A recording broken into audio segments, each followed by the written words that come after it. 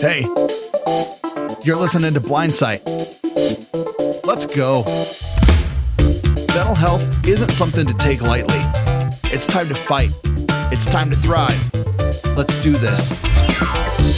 Welcome to Blindsight. This is Bill Lundgren, your host. And I think this is going to be a particularly interesting program because we're talking about writing as part of mental health treatment. I'll call it treatment. And I'm very happy to have Elyse Draper with us, who has written 5 books and 600 articles. And I'm awed by those kinds of numbers. I even yesterday spent all day writing a 1-page report on a meeting of a committee that I'm on to give to the overriding body, and it took me a whole day to write 1 page. So welcome to Blindsight. Thank you, Bill. It's an absolute pleasure to be here and to meet you. Great.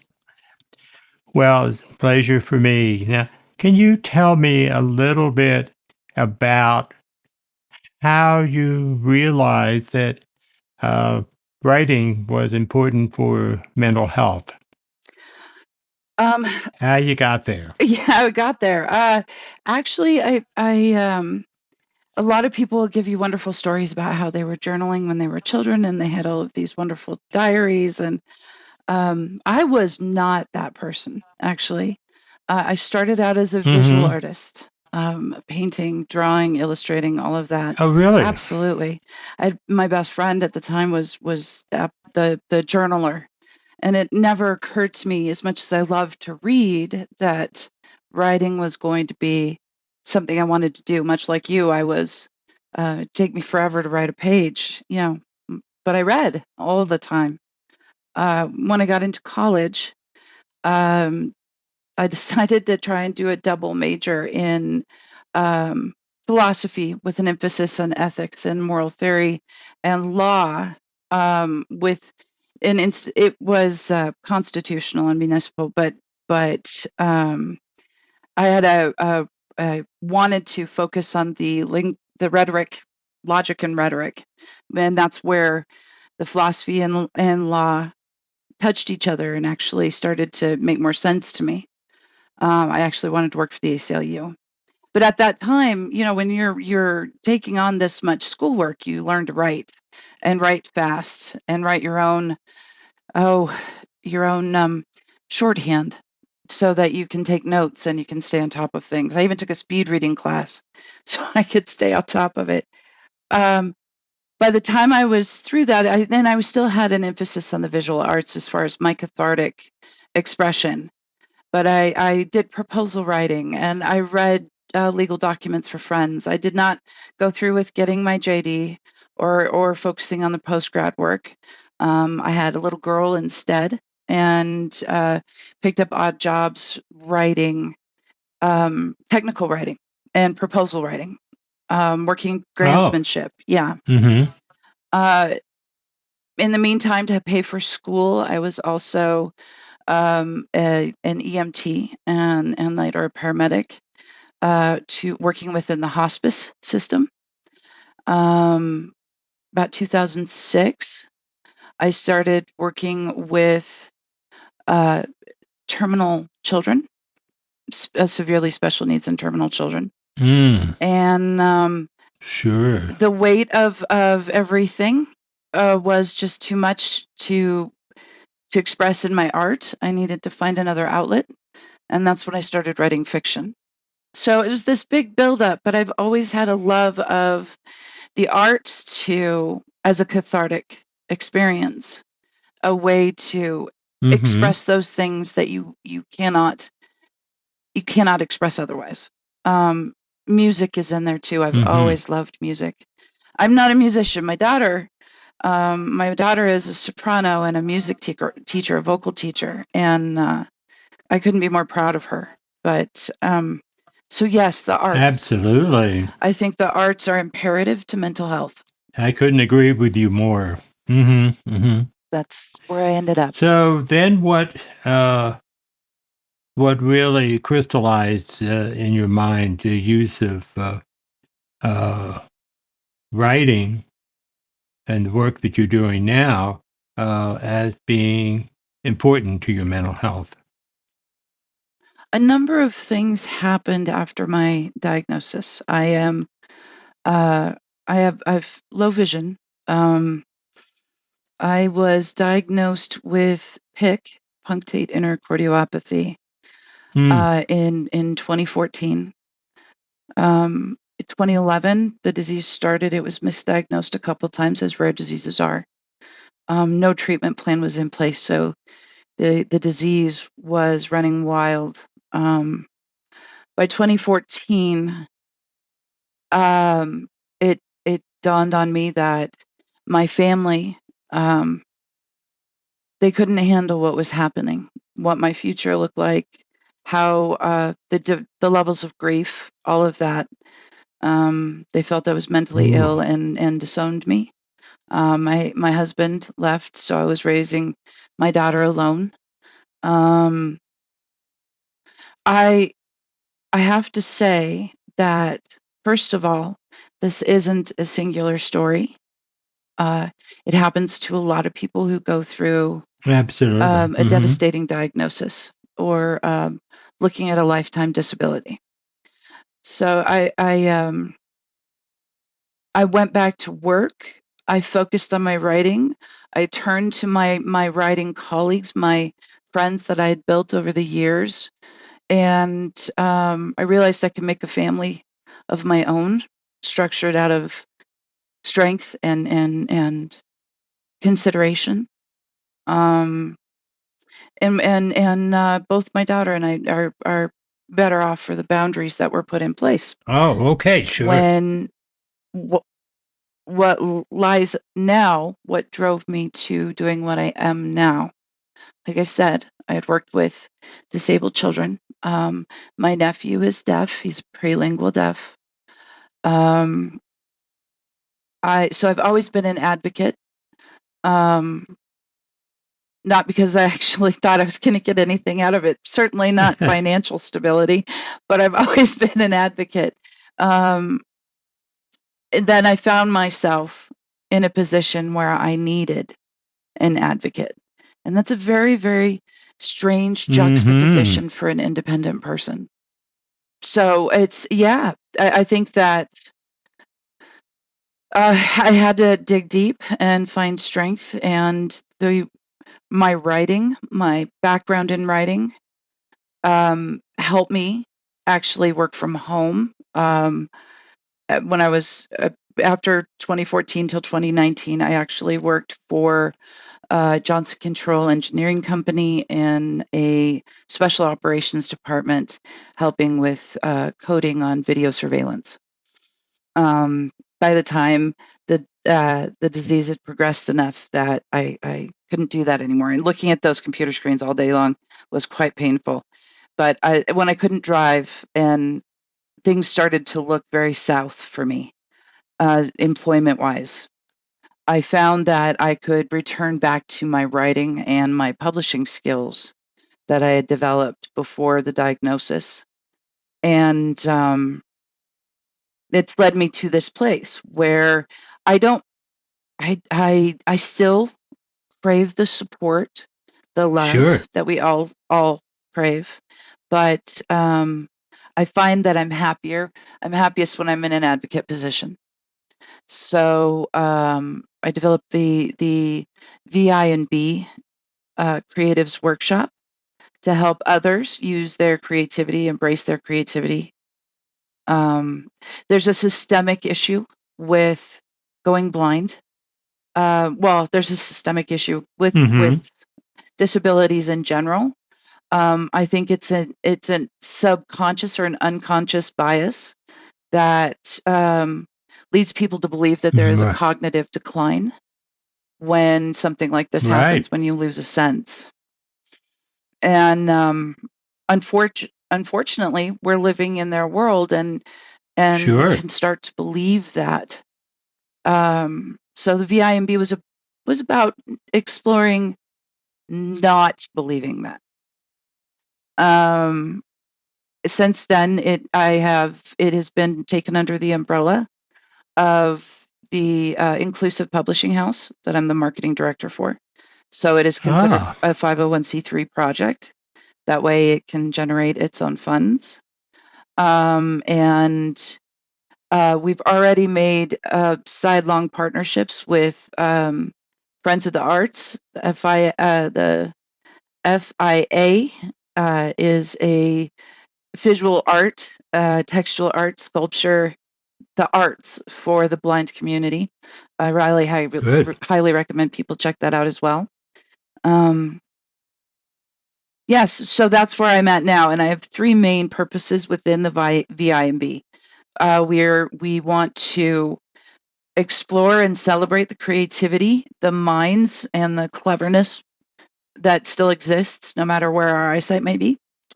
We want to actually offer a platform of education from experts on how to develop a writing career, should they be interested. It's something we can do at home, and with our screen readers, it's a natural progression. So there are there's tips, there's tricks. We have 3 separate audio visual tracks to go over grammars, points in grammar, so that you can listen to your work read back to you and actually apply grammar.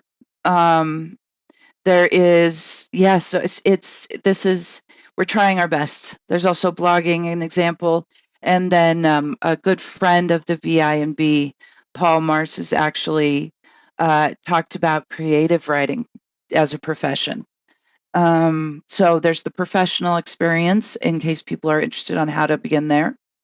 We're hoping soon to have an incredible interview with a writer and dear friend that happens to be an expert in resumes, so that he can help the community sift through their resumes and make them look better and sound better. There is also, once we have enough submissions into the VI&B, the publishing house has very kindly offered to publish an anthology of all of the work that's submitted. Wow. You are an I've gone back to being advocate. Yeah, you are very much an advocate. So in other words, you're not only talking about writing for mental health, but also having a community of writers who that you're connected with and are doing the same thing in a sense as you are to how I would call community support, like creating a family. Absolutely. The when you have a community like the blind and low vision community, there's a tendency to infight and actually try to define each other. The VI&B actually, it's set up with the idea that visual loss and or blindness, it's something that coexists with who we are. It does not define who we are. It's acknowledged that there's a spectrum, and it's acknowledged that there are different skills, different talents. So even though it is, because it's what I can offer is the writing portion of it, but it's open to musicians and artists and tactile artists. We have a beautiful collection a woman had done of crocheted, 3-dimensional crocheted art. She calls them blankets, but I think they're art. and it really is about celebrating everything that we can do to help us keep our toes in the water. So, So what I'm hearing, I'm hearing you say is this is a group that have, I'll call it the same issues, not quite, that's not quite accurate, but in similar issues, similar barriers to being able to present themselves to other people, amongst friends, people, I would assume, understand what they're going through as they try to create, because they've been there, they're doing the same thing. In other words, we share a similar background, and share the experience of trying to deal with the world barriers Yes. and Yes. producing work that's equal to anything that the sighted community would produce. Absolutely. Absolutely. However, it's not really going to be a comparison to the sighted world, because we genuinely bring a new aspect to art. Because of my disease, my left eye in particular has very little left. It's just peripheral on the outskirts. And my right eye have about 10 degrees of center field of vision. I am still a working graphic illustrator. I also own a branding and merchandising company where I am a graphic designer. But what that entails is having a computer screen really close to my face and a stylus if I can work it, or I just do the artwork and then we scan it in and recreate it on the computer. So it's not about any possible limitations.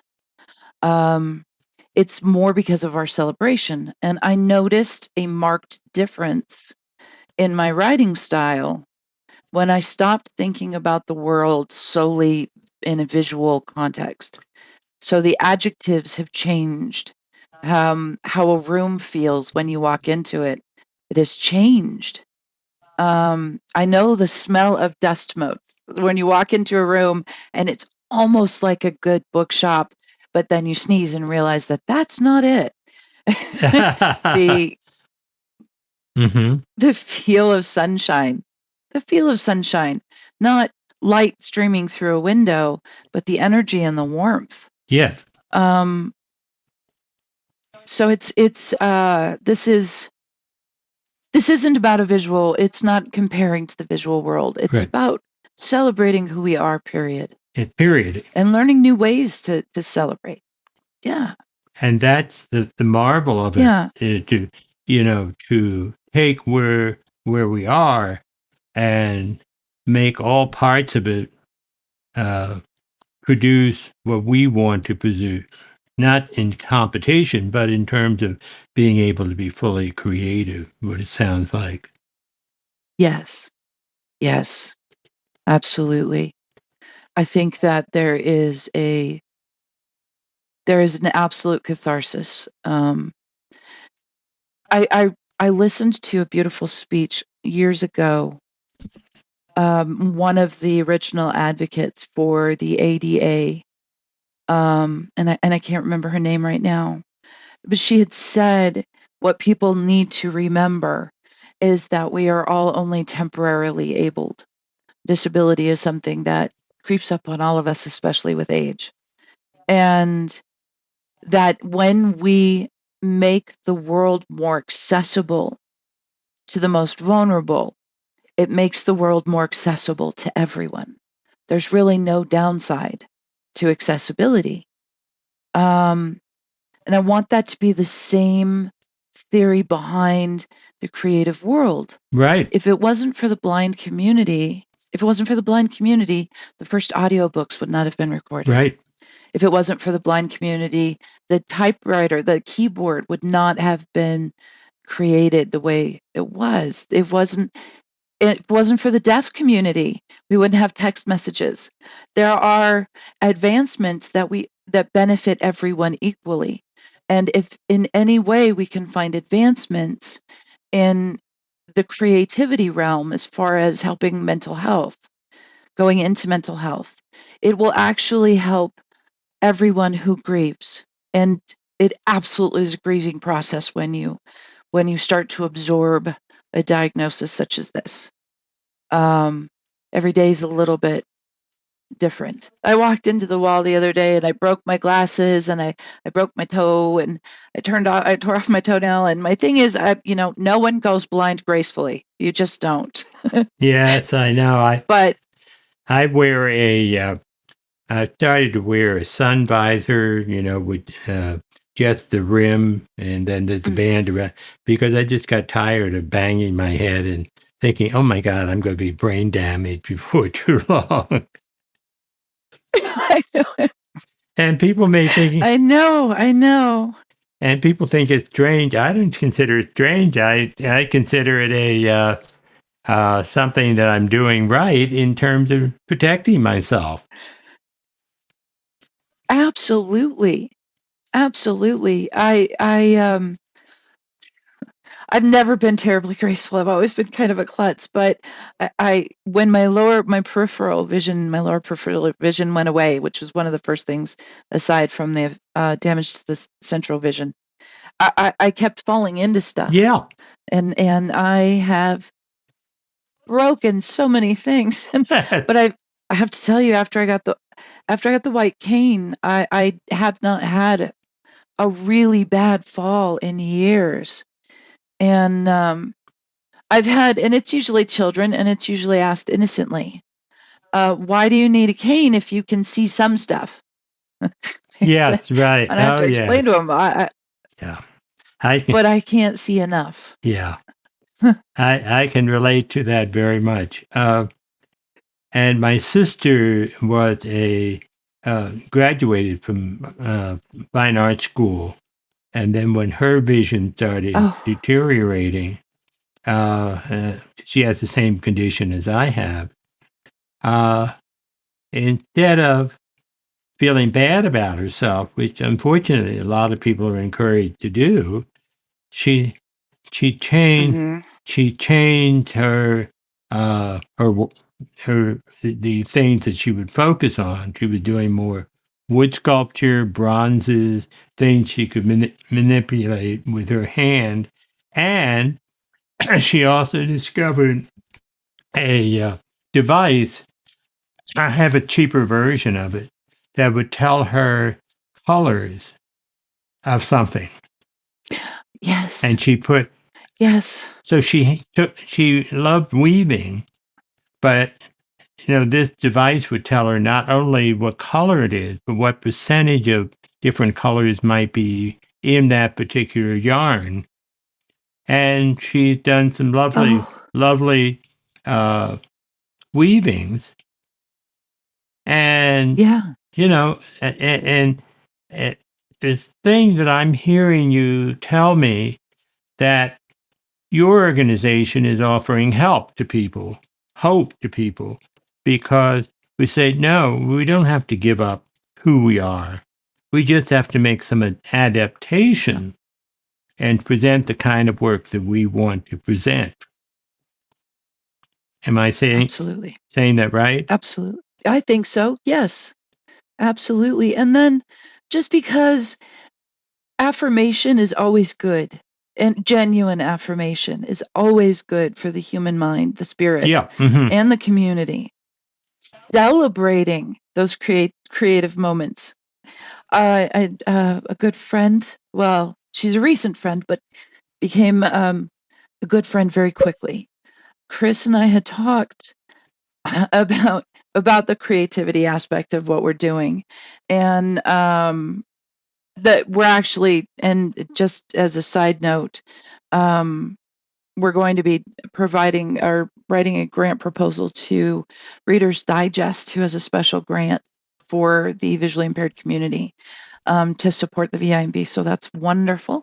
But this is the mind behind all these wonderful things, and openly admits that she does not have a creative bone in her body.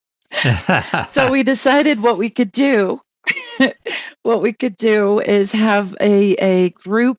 We'll get together and we can throw pottery. We can make pots and stuff.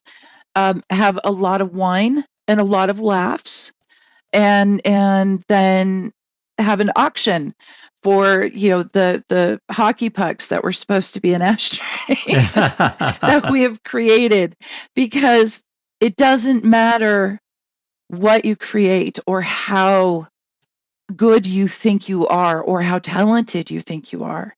There is an exchange of energy when you create something. Absolutely. And we have a wonderful lyricist who's a musician who works off and on with the committee.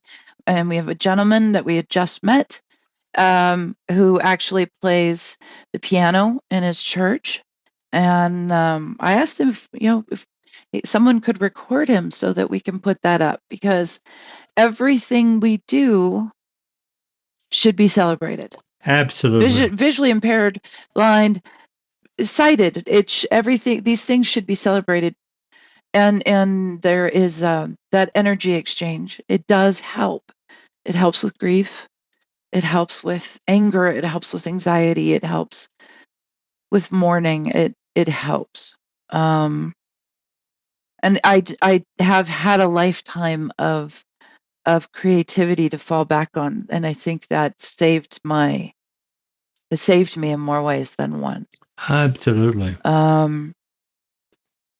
However, I worked with the DVR, the Department of Vocational Resources here in Colorado, to help me learn what I was supposed to do next after my sight had gotten to the point where I genuinely I couldn't keep myself safe anymore. I was injuring myself. I couldn't see cars coming, things like that. So, when I spoke to them, they were extremely helpful. They helped me with tech. They introduced me to JAWS. The white cane, the mobility instruction. Shout out to Jadwiga. And an opening into a community where I attended the Union Station support group, and a bunch of like-minded professionals who just happened to have lost their sight.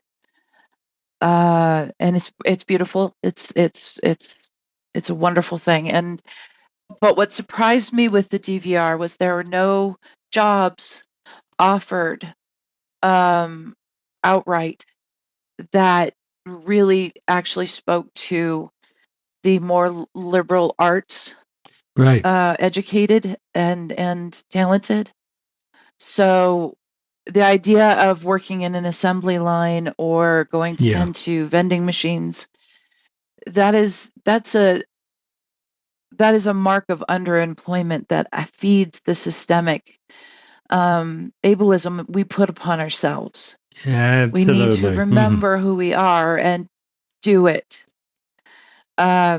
Actually, that was the driving force behind the Creatives Workshop. Is I went to the DVR lectures and I was speaking to groups of the blind all over Colorado about writing as a profession.